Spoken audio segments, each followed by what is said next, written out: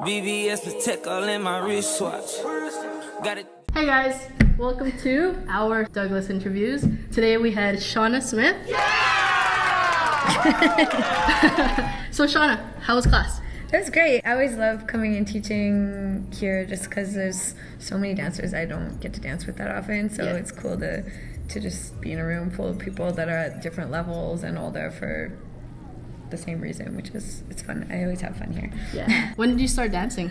I started dancing when I was 3, and Yeah. I used to do ballet and tap and jazz. That is definitely no longer. I was never that flexible growing up, so as soon as I had the opportunity to start doing hip hop, which was when I was 16 Yeah. at Harbor, I started doing that, and I'll be 36 this year, so it'll be 20 years there this year, which is crazy. Ooh. When's your birthday? March 11th. Hey, happy birthday. You can send me presents to you. to Harbor. I'm only half kidding. I love steep tea from Tim Hortons. Ooh. 2 milks, 1 sugar. Okay. Okay.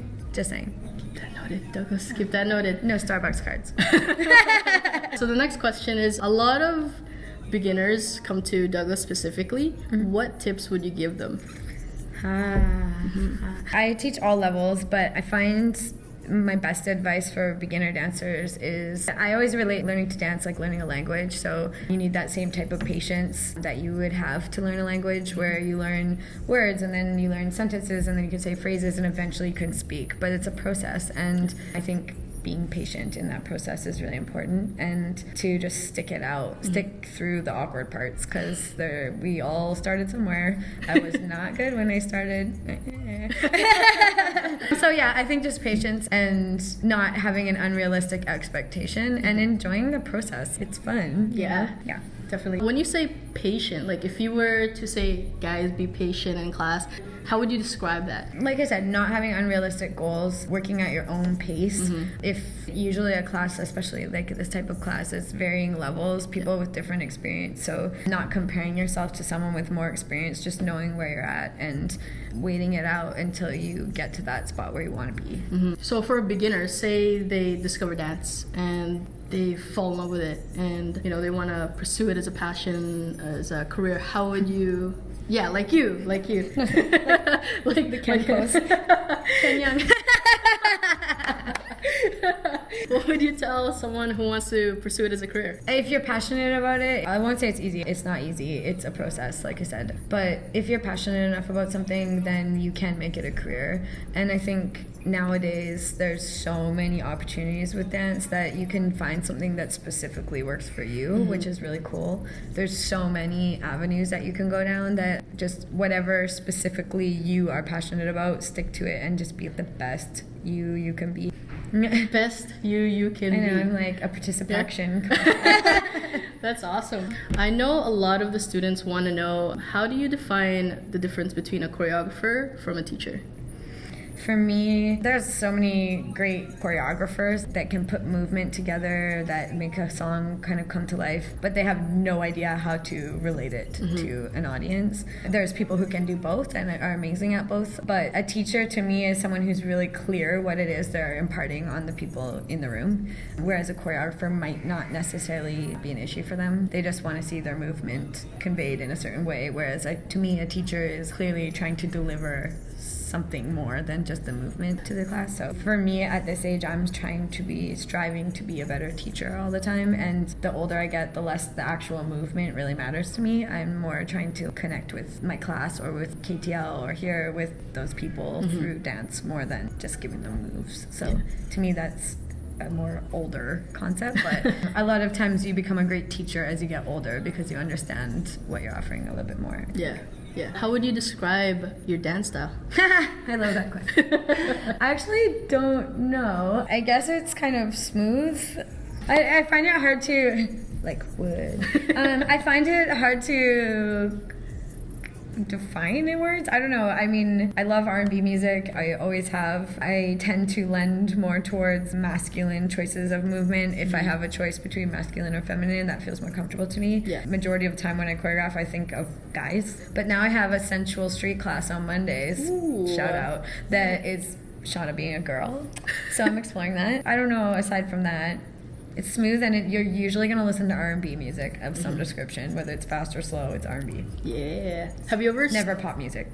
Really? In my class, You've never steered away from R&B? maybe once I taught to Justin Bieber. Sometimes in my intro class, there's some weird songs, but other than that, no. How many classes do you teach regularly? I teach a Central Street one at 1:30 on Mondays, and then the level 1 at 6:15, and then my advanced hip-hop is on Wednesdays at 8:30. Cool. Check it out. So I have 3 right now. Check it out, guys. So you're a part of KTL. You're one of the co-directors, correct? How did you get into wanting to direct a team, and how is it so far? To be honest, I never initially had intentions of directing a company. That was never a goal of mine.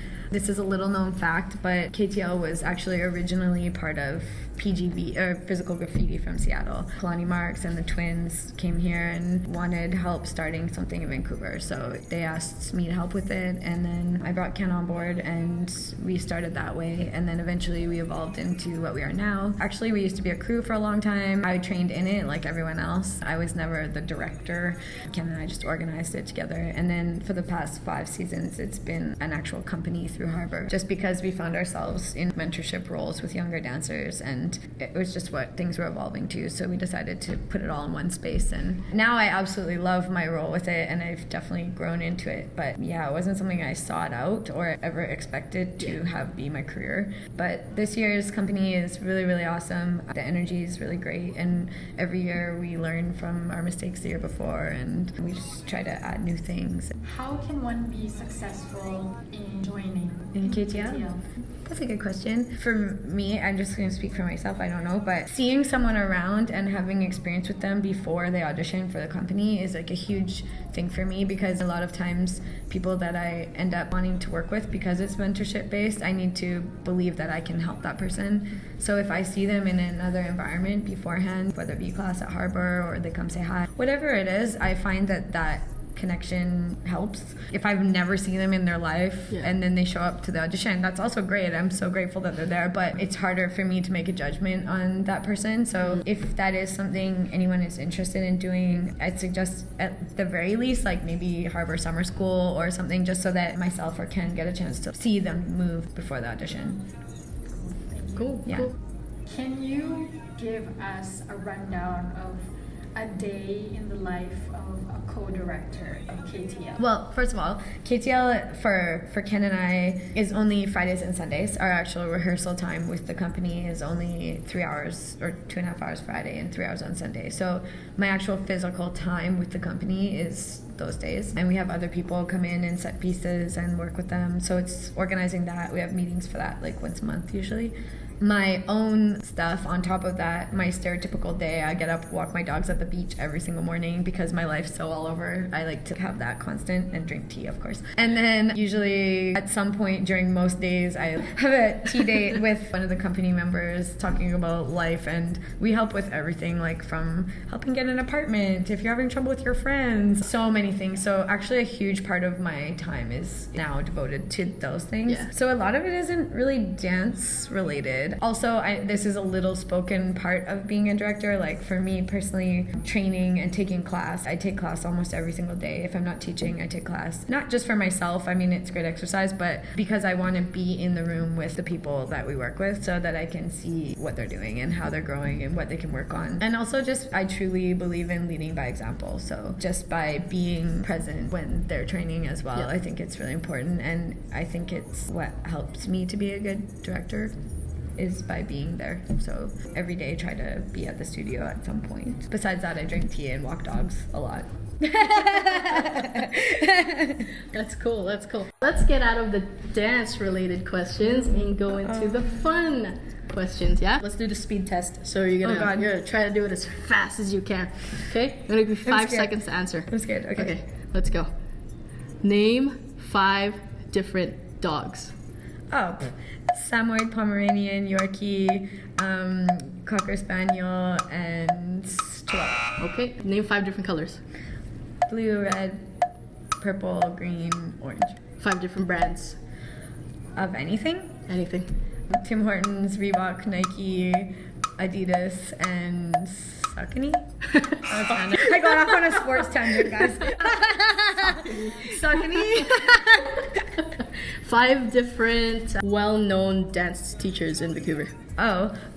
Richie Louboutin, Ken Young, Eric Malpad, Richard O'Sullivan, and CJ Camasso. Okay. Out of all the 5, which one would you relate to in terms of style, dance style?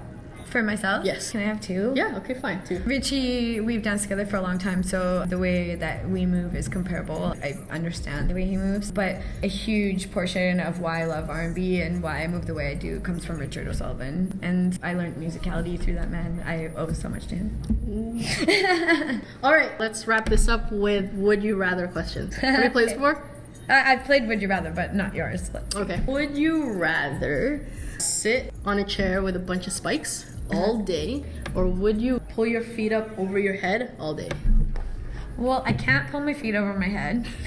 You know what? I'd like to sit on the chair with spikes because if you divide your weight appropriately, it won't hurt. Have you ever seen that guy lie on the bed of nails? If you fully do it properly and you're rigid, it's not going to hurt you. Okay. So if you figure it out, the chair will be great. Okay. Might feel nice. Who knows? Would you rather drink tea for the rest of your life or drink unlimited tea the entire day? So for the rest of the year, you would drink it only once? A day? Yeah, or just one day. And then after that, I can never drink it? Oh, every day, at least once, yeah. That's how much you love tea? It's so bad, you guys. I have to take Tim Hortons tea with me when I travel so that I can still have it. I'm actually addicted. Like, if I don't drink it by 11 o'clock, I get a headache. I shouldn't tell people that, but it's true. Oh, I just love that they put the milk and sugar in for you, and I don't know. Someone once told me, though, that Tim Hortons cups have nicotine in them. I don't know if that's true or not. Somebody can answer that. Maybe it is because I'm so addicted, and I don't know. I drink like at least 3 a day, maybe more. Dang, 3 times? It's an expensive habit. Yeah, but that's cool. That's fine. So last one. Would you rather lick Richie's ear with a bunch of ear wax and like all his ear hairs coming out? Ew. Or would you rather suck on Ken's toe that's like this long with like a toenail that's this long and he hasn't cleaned it for a month? Where did she get these? Clearly the Richie one. Yeah? Richie one? 100%. Yeah? 100,000,000%. Yeah. If I paid I'm sorry, you Ken, I love you, but no. Sorry, Ken. No, feet really gross me out a lot. I just wouldn't. Cool. And last but not least, where would we find you on social media? Where would you find me? I have the usual things. Facebook is Shauna Smith. You can add me and you can ask me dance questions. I'm cool with that. Just don't ask me weird life questions that I don't want to answer. I also have Instagram at Shauna Lynn with an E4. I haven't posted anything on YouTube in at least a year, maybe more, but you can look at it if you want. It's also under Shauna Smith. This year we're performing at Vancouver International Dance Festival as well in March, if anybody wants to check that out. Cool. All right, thanks guys for tuning in. Make sure you watch the next one or the previous one, which is Joey's. Watch See it you guys next all. time. All that go, yeah, let 'em